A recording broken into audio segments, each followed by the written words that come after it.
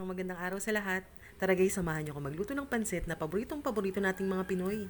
But wait, hindi lang po pansit bihon ang gagamitin natin dito, kundi sotanghon. Guys, hindi nyo naman talaga maikakaila na masarap talagang gawing pansit ang sotanghon.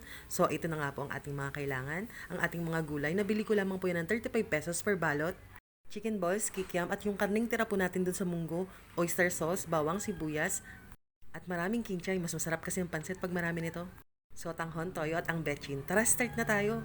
Nakalimutan ko pang sabihin ng bell pepper. Meron din po tayong gagamiting bell pepper. So, na nga po, iprito lamang po natin ng maayos ang chicken balls at ang kikiam.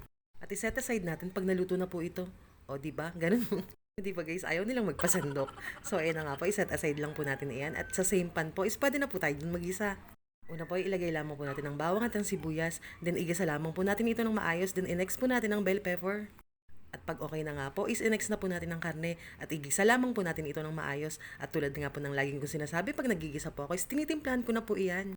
Bali, nag-add lang po tayo dyan ng betchin at ng paminta. Guys, hinihinay lang po sa pagtitimpla ha. And then ng konting asin. Yan, pag ganyan na po ang itsura, ibig sabihin po ay nagisa na po natin na maayos ang karne. Ilagay ang kung anong klaseng toyo ang meron kayo. Char. Then ilagay na po natin ang gulay. Hi guys, buti na lang talaga nakakita ako ng isang balot ng mga gulay at 35 pesos lang po, napakarami na.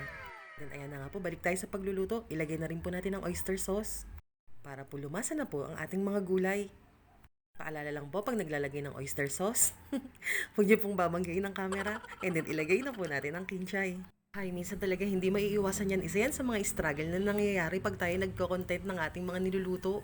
At ayan na nga po, magbukod po tayo para pang-plating mamaya. And then mag-add na po tayo ng water sa mga natirang gulay sa kawali.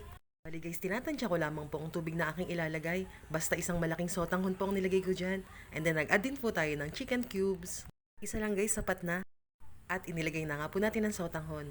Ay guys, sobrang sarap talaga niyan. Sobrang sarap talagang gawing pansit ng sotanghon, no? Mas nagugustuhan ko talaga ito kaysa sa bihon. Pero masarap din naman ang bihon guys. Pero mas bet ko talaga ang sotanghon guys. So alala lang po tayo sa paghahalo dahil pwede po itong dumikit sa ating kawali. Pero mag-add na lang po tayo ng tubig pag ganun na nangyari. Then inilagay na nga rin po natin dyan ang chicken balls at ang kikap na prinito natin kanina. Sa pagluluto talaga ng pansit ay napaka-perfect pag maraming gulay. Mas maraming gulay, mas magiging masarap po ang ating pansit. At ayan na po ang ating finished product. Thank you Lord for all the blessings. Sobrang perfect kainin yan, tas lalagyan mo ng kalamansi at mainit-init pa ay talagang mapaparami ka ng kain. Sobrang tagal ko na talaga nagkikrave ng pansit sotanghon.